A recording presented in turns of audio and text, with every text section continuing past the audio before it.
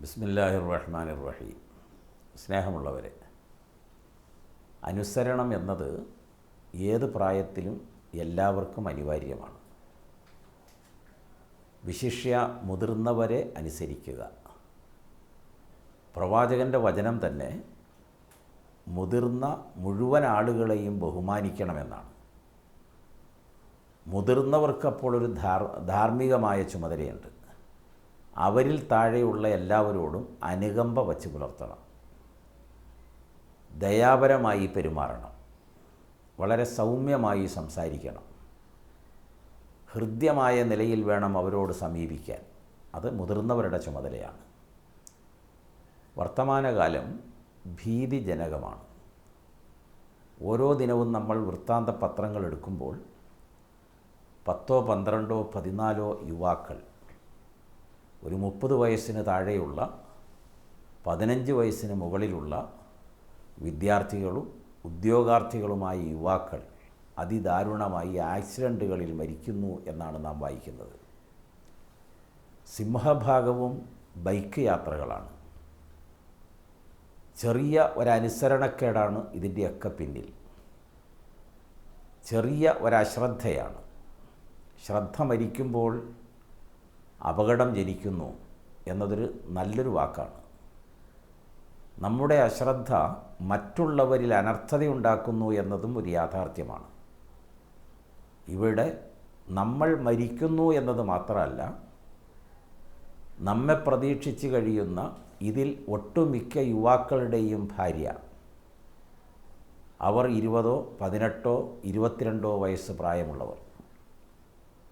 യുവത്വത്തിൻ്റെ ആദ്യ പടിയിൽ തന്നെ അവർ വൈധവ്യം അനുഭവിക്കേണ്ടി വരികയാണ്. ചിലർ പൂർണ്ണ ഗർഭിണികളാണ്. വേറെ ചിലർ പ്രസവിച്ച് 1 മാസം കഴിഞ്ഞവർ, 1 വയസ്സ് പ്രായമുള്ള കുട്ടികളുള്ളവർ, 2 വയസ്സ് പ്രായമുള്ള കുട്ടികളുള്ളവർ. അപ്പോൾ കുഞ്ഞു കുട്ടികൾ അനാഥരായി വളരുന്നു എന്ന് മാത്രമല്ല, ചെറിയ യുവത്വത്തിൽ തന്നെ യുവതികൾ വിധവകളായി വരുന്നു. ഇത് രണ്ടും സാമൂഹിക മനസാക്ഷിയുടെ മുൻപിൽ വമ്പിച്ച ചോദ്യചിഹ്നമാണ്. അനുസരണം എന്നത് അതിവേഗത ഒഴിവാക്കണമെന്നും ശ്രദ്ധിക്കണമെന്നും പറഞ്ഞാൽ ഞങ്ങൾക്കറിയാം. ഇത് നമ്മുടെ വാഹനമാണ്. ഇത് നമ്മൾ സൂക്ഷിച്ചു കൊണ്ട് നടക്കണം.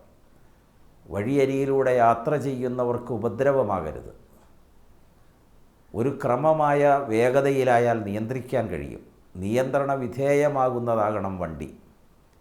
വാഹനത്തിലേക്ക് കയറുമ്പോൾ നിങ്ങൾ ദൈവത്തെ ഓർക്കണം, അള്ളാഹുവിൻ്റെ നാമം ഉച്ചരിക്കണം.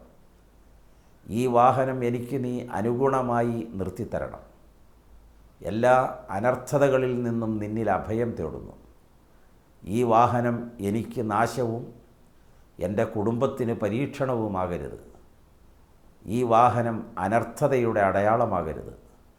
ഈ വാഹനം അശുഭമാകരുത് എന്നർത്ഥം വരുന്ന പ്രാർത്ഥന ഒരു വാഹനത്തിൽ കയറുന്ന ഒരാളുടെ അവകാശമാണ്, അല്ലെങ്കിൽ കടമയാണ്. അപകടങ്ങൾ എവിടെ നിന്നെങ്കിലും ഉണ്ടാകുന്നതല്ല. ബോധപൂർവം 90% അപകടങ്ങളും നമ്മൾ ഉണ്ടാക്കുന്നത്. ബാക്കി വരുന്നത് മറ്റുള്ളവരുടെ അശ്രദ്ധയിൽ നമ്മൾ ബലിയാടായി വരുന്നത്.